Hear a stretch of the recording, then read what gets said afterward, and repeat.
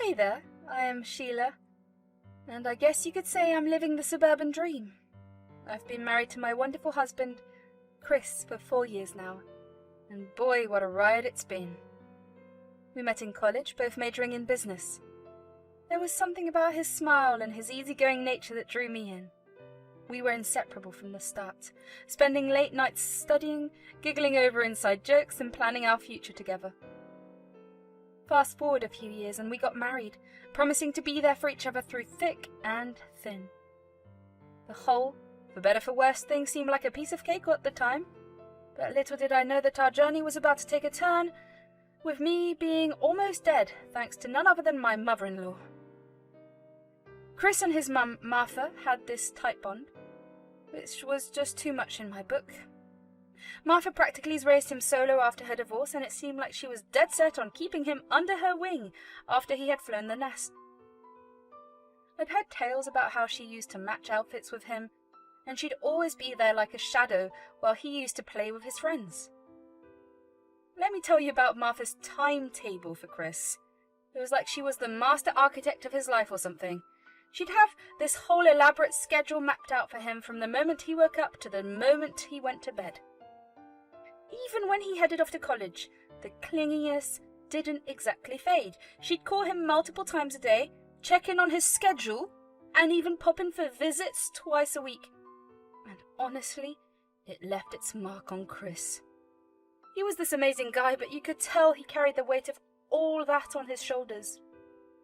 He'd doubt himself a lot, always wondering if he was doing the right thing or if he was living up to her expectations. She had this tendency to get a bit jealous of Chris's girlfriends, which was a bit on the weird side. I remember when Chris introduced me to her for the first time at dinner. I could practically feel her eyes scanning me from head to toe, assessing every detail. "Sheila, it is so lovely to finally meet you. Chris talks about you all the time." "Thank you, Martha. It's great to meet you too." "Oh, I'm sure it is. Chris has a way of, surprising us with his choices." "Yeah, he's full of surprises. So, Sheila, tell me, what do you do for a living?" "I work in marketing. It's pretty exciting. There's always something new happening." "Check this, Sheila. Chris used to date some characters like Lily, this artsy chick, always lost in her own artsy universe, not exactly the practical type." "Please, Mum, you're embarrassing me." "Seriously? Oh, totally. And then there was this musical wonder, talented but maybe a bit too free-spirited for my taste. You know, Sheila, no matter who comes into Chris's life, I'll always be the first woman he loves." "Come on, Mum." "You got it. Mother-son bond, you know?" "Yep, gotcha."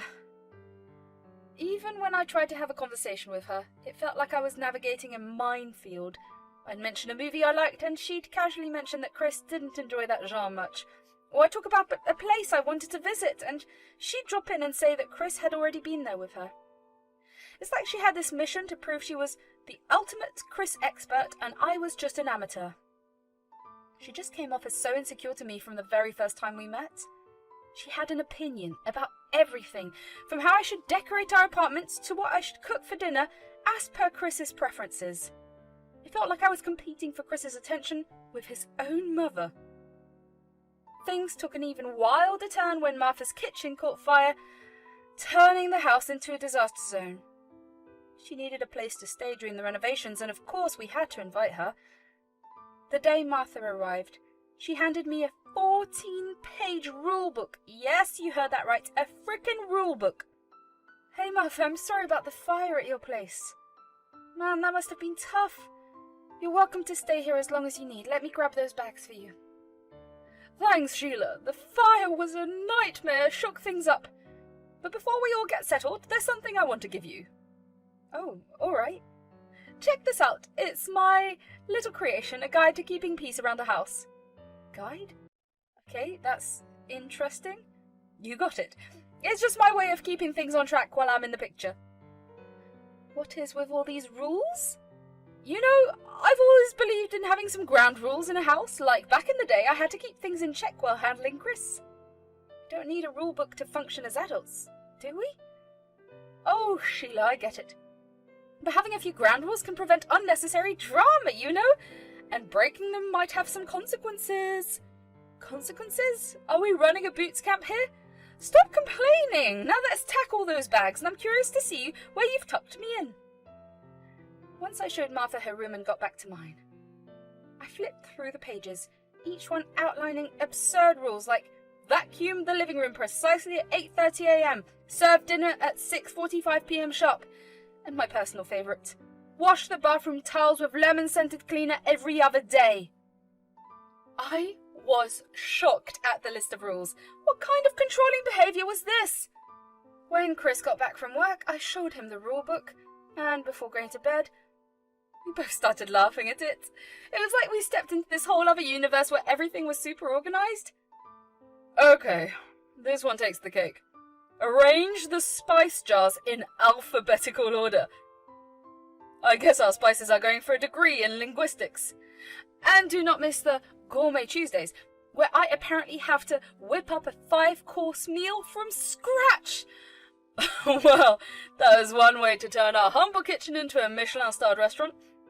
You know, honey, my mum means well, but she needs to realise that I have grown up now. This is our house, not hers. We have our own way of doing things. You're right. So, promise me you will not take this rulebook too seriously. It's just her way of showing that she cares, even if it's a bit eccentric. Deal. No alphabetized spices or gourmet extravaganzas in our future. I promise. The next morning I woke up, and Chris was already ready for work. He kissed me goodbye. Martha's rulebook was sitting on my bedside table. I checked the time. Around 8 a.m. and realised that according to the rulebook I should be getting ready to vacuum the living room by 8:30 a.m. Yeah, right. I took a shower, got dressed, grabbed a granola bar and left for work before Martha could catch me. I walked in after a tough day at the office, hoping to relax on the couch. But as soon as I stepped through the door, it was like walking into a storm. Chris and Martha were locked in this intense argument in the living room. Martha was all worked up. Chris, I'm really struggling to understand why Sheila can't seem to respect the rules I've set in this house. Did you notice that Sheila just left for work this morning without doing any of the chores? Mum, we've talked about this. This house is turning into chaos. It's about maintaining order. That's how I raised you. Raised him with rules that he's now grown out of? Look, who is here? You think you know him better, huh? Because I distinctly remember him asking for pancakes every Sunday morning when he was a kid. Mum, seriously? Sheila, who even are you? This is my son's house and it belongs to me as much as it belongs to you. Excuse me? What? Chris? Mum, I need to come clean. This is Sheila's house. She owns it. What? How is that possible? Martha, when Chris and I got married, my parents gifted me this house as a first anniversary present. It's under my name. Chris, you never told your mum? I didn't want to complicate things, so I let you believe it was mine. I'm sorry, Mum. So, after Chris did his dramatic storm-off thing, I was left standing there, totally dumbfounded by what he'd just thrown into the conversation. My brain was doing some serious acrobatics, trying to figure out why he'd go all Mission Impossible with a lie about our house. Chris had never, not once, lied to me before. He'd always been the sweetest, most genuine guy. I took a deep breath and headed to our bedroom, giving the door a gentle push. And there he was, Chris looking like he was drowning in guilt. Hey, can we talk? Yeah, I guess we should. Look, I'm not mad or anything, I cannot wrap my head around why you would lie about the house. Of all things, you know, we have always been open and honest with each other. I know, honey. That is what's been eating me. I should have just told you the truth from the start. Okay, so what's the deal? It is my mum. She has always been on my case, you know, ever since I was a kid. She's had these expectations about who I should be and what I should achieve. It's like she wanted this perfect version of me. And you thought lying about the house would, impress her? No, not impress, more like disappoint her. She's always been proud of her control over things, and I thought if she found out that you're the one who actually owns the house, it would shake things up. She would be disappointed in me for not being the son she wants me to be. Wait, hold on. Chris, you are your own person. You have always been kind, hard-working and true to yourself, baby. You are the man I fell in love with. Why does she need to define your worth? Chris's backstory with his toxic mother was hitting me hard. Growing up with that kind of negativity made him feel like he had to lie to his own mum. The whole thing was straight up unfair. Chris, the most chill and caring guy I knew, carried around this heavy baggage from his messed up family. He deserved better. A childhood that didn't leave him feeling like he had to lie or prove himself. What really irked me was how toxic Martha could be. It makes sense why she had no friends and had nowhere to go when her kitchen burnt down. I was mad. She was so mad that she had this hold over Chris that she made him feel like he had to lie to keep the peace. I was mad that she was this toxic presence in our lives. It was like she was poisoning everything. The next day was seriously weird. I was getting ready for work, fully prepared for Martha to come at me with her usual chore checklist or some sarcastic comment like she always did. But surprise, surprise, she was radio silent. I headed to work feeling a mix of relief and suspicion, thinking, is this the calm before the storm or what? As soon as I stepped through our front door after work, I saw that my living room was a total mess. Furniture was moved around and vases and plant pots from my beloved indoor garden were nowhere to be seen. Martha, what have you done? She emerged from around the corner. Oh, Sheila, I just thought the room needed a bit of a change. Change? Martha, this is our home. You can't just come in and rearrange everything without even asking. Well, I thought it would be better this way, and those plants were taking up too much space. You know what, Martha? I'm just tired. Tired of your constant need to control everything. I invited you into my home, gave you a space here. What do? You find new ways to make my life miserable. Oh, please, Sheila, spare me the drama. You are overreacting. There were just plants. Stepping into my bedroom was a bit of a shocker. My bed was against a new wall. The photo frames on the dresser seemed cramped, and my desk was in a spot that made zero sense. I couldn't really grasp why Martha thought she had the right to be a feng shui master. Can we just live together without one of us trying to rearrange the whole universe? I stormed into Martha's room, my frustration reaching its boiling point. Enough was enough. Martha, seriously, what were you thinking? You had no right to go into my bedroom and rearrange things without asking. You're blowing this way out of proportion. Martha, we need to talk. I've been trying to keep my cool, but I can't hold back anymore. You've been treating me like some sort of intruder in my own home, and it's not okay. I get that you have your rules and your idea of how things should be. But let me tell you something. Being a mum doesn't give you a free pass to mess with our lives. Whoa! Where's all this coming from? It's been building up after months of your critiques and eye rolls. You think you're the guru of life or something, especially when it comes to Chris? But guess what? Your way isn't the only way, believe it or not. I've been guiding him since his dad left, and I give you props for that, but that doesn't mean you're the boss of our lives. I've seen how your need for control is stressing Chris out. He's walking around like he's got a ton of bricks on his shoulders, worried that he's not living up to your expectations. I'm seeing it for what it is. I see it when Chris hesitates to speak his mind around you. I hear it when he tries to keep you happy at all cost. Chris is a grown man, and I'm not letting you yank his strings anymore. You just brought trouble upon yourself, Sheila. Questioning me as a parent, you'll know soon. So, after that showdown with Martha, I was emotionally drained and seriously wiped out. I told the whole drama to Chris later that night and found comfort in his arms.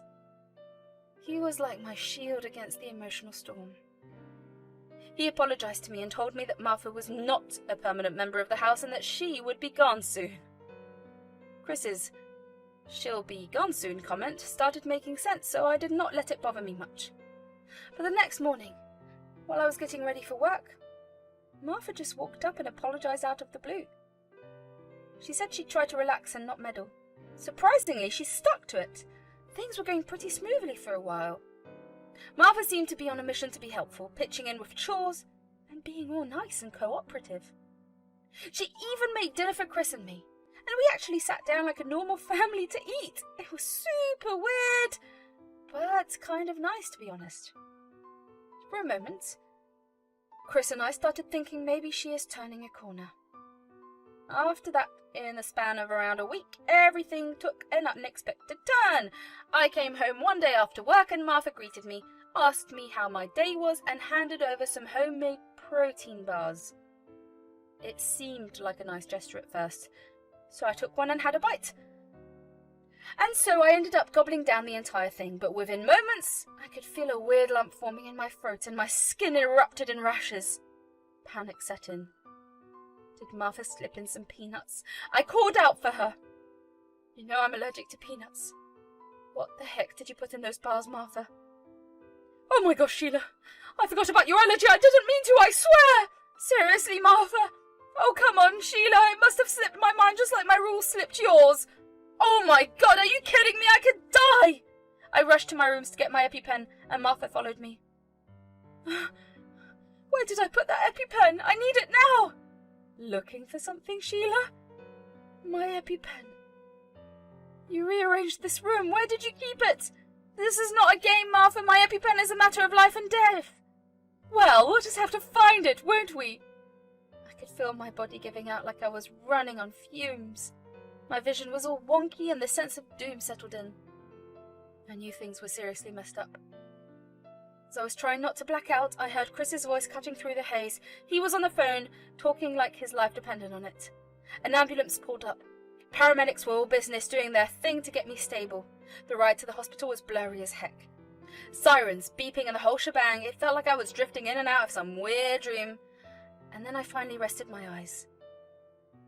When I woke up in the hospital, Chris was there, looking worn out but relieved. I was done. Done with her manipulation, her toxicity, and her complete disregard for anyone's well-being but her own. As soon as I was discharged, I had a serious heart-to-heart with Chris. He knew it was time to take a stand too. He'd seen firsthand the damage his mother's action could cause, and he was ready to set things right. In a couple of days, I was discharged from the hospital, and Chris and I got home. Mum, we need to talk. I don't know what Sheila told you, but it was all a mistake. Cut it out. You know what, Mum? I used to think I had a mother. Someone who cared. Someone who wanted the best for her family, but I was dead wrong. I didn't know I had a monster for a mum. Someone who's willing to her to manipulate just to satisfy her own twisted need for control. Chris, no, honey. I need to get this out. Mum, you've torn this family apart with your toxic behaviour. You've taken every opportunity to belittle and demean Sheila, someone who's done nothing but support and care for all of us. What did she get in return? Neglect and allergies triggered because you forgot? It's sickening. You nearly killed Sheila. Let that sink in. You almost killed your son's wife. Didn't you even think about me once? Chris, please. I never meant for things to go this far. I know I've made mistakes and I'm so sorry for what happened to Sheila. Mum, listen carefully. You have two choices. You can leave on your own terms, or I'll make sure you're out of here. You can spend your days in whatever hole you want until your house is renovated. I don't care if you stay in a motel or wherever, but you won't do it here. This is where it ends, Mum. Our relationship, whatever was left of it, ends right here. I don't have a mother anymore. Not in the way that matters. Honestly, I couldn't help but feel a kind of twisted satisfaction when Chris showed his mum the door. She loved him so much that it must have stung like crazy to be rejected by her own son. She honestly deserved it after the protein bar situation. We've lost touch with Martha completely. No calls, no texts, no sign of where she went. It's like she vanished into thin air. And as much as I'd hoped for her to grow and find her way, I can't help but wonder where she's ended up. Despite all the drama, she's still his mum, and that worry for her is there. Chris ran into a couple of construction guys working on her house, and they let him know that she drops in sometimes to see if things are in check, so I guess she is okay. Our home is no longer a battleground, and who knows if we will get in touch with her again. We are just trying to live in the moment.